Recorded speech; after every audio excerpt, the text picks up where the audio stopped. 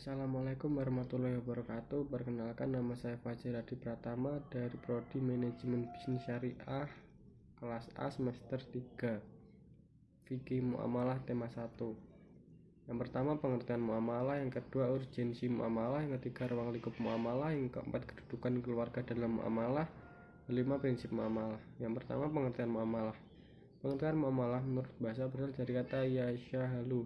Secara arti, kata mengandung arti saling berbuat atau berbuat secara timbal balik. Lebih sederhana lagi, berarti hubungan antar orang dan orang.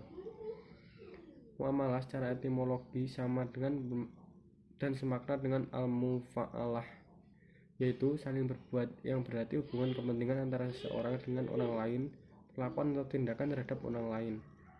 Secara terminologi, muamalah dapat dibagi menjadi dua macam, yaitu pengertian muamalah dalam arti luas dan dalam arti sempit. Muamalah dalam arti luas yaitu aturan-aturan atau hukum-hukum Allah yang mengatur manusia dalam kaitannya dengan urusan duniawi dalam pergaulan sosial. Muamalah dalam arti sempit yaitu semua akad yang memperbolehkan manusia saling menukar manfaatnya dengan cara-cara atau aturan-aturan yang telah ditentukan Allah dan manusia wajib menaatinya. Pengertian muamalah menurut istilah syariat Islam ialah kegiatan yang mengatur hal-hal yang berhubungan dengan tata cara hidup sesama umat manusia untuk memenuhi keperluan hidup sehari-hari. Yang kedua yaitu urgensi muamalah. Islam menyuruh kepada umat Islam untuk totalitas dalam mengamalkan aturan Allah. Hal ini sebagai firman Allah dalam surat Al-Baqarah 208, yang artinya, "Hai orang-orang yang beriman, masuklah kamu ke dalam Islam secara keseluruhannya, dan janganlah kamu turut langkah-langkah syaitan. Sesungguhnya syaitan itu musuh yang nyata bagimu." Pengetahuan tentang fikih muamalah.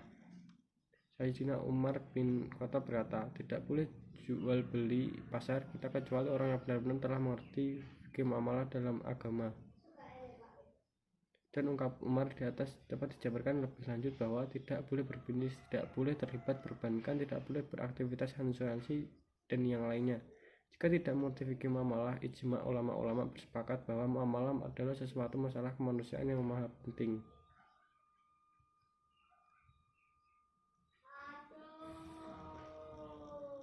Di antara unsur darurat terpenting dalam masyarakat manusia adalah muamalah. Berdasarkan keterangan di atas, maka kiranya dapat dipahami bahwa hukum mempelajari fikih muamalah adalah suatu keharusan yang dapat ditawar lagi, karena setiap aktivitas manusia tidak lepas dari aspek ini.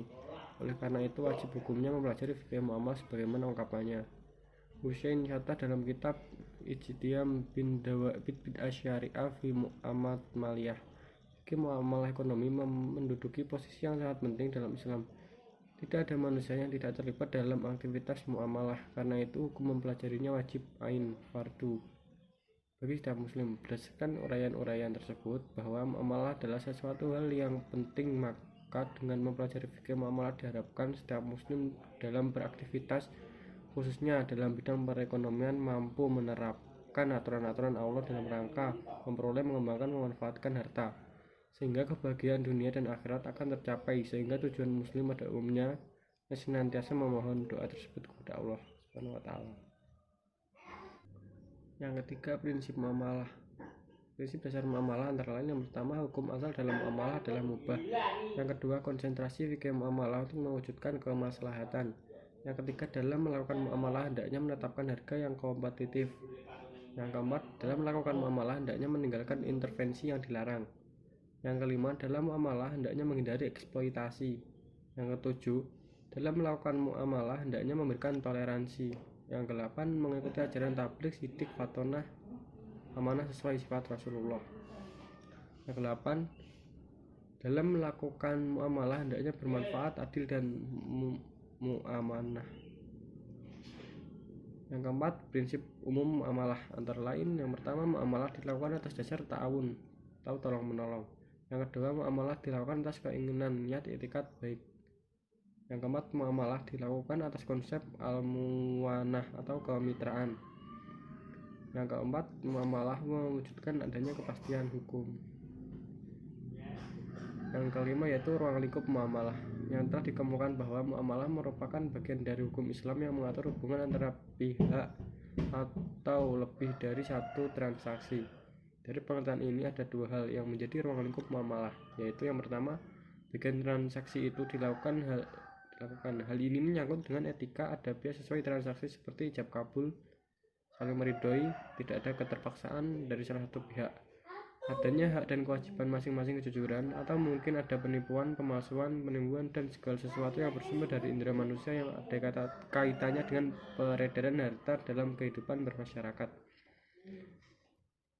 Yang kedua, apa bentuk transaksi itu? Ini menyangkut materi media. Transaksi yang dilakukan seperti jual beli, pegang, gadai, jaminan dan tanggungan, pemindahan utang, persetoran harta dan jasa, sewa menyewa, dan yang lain sebagainya.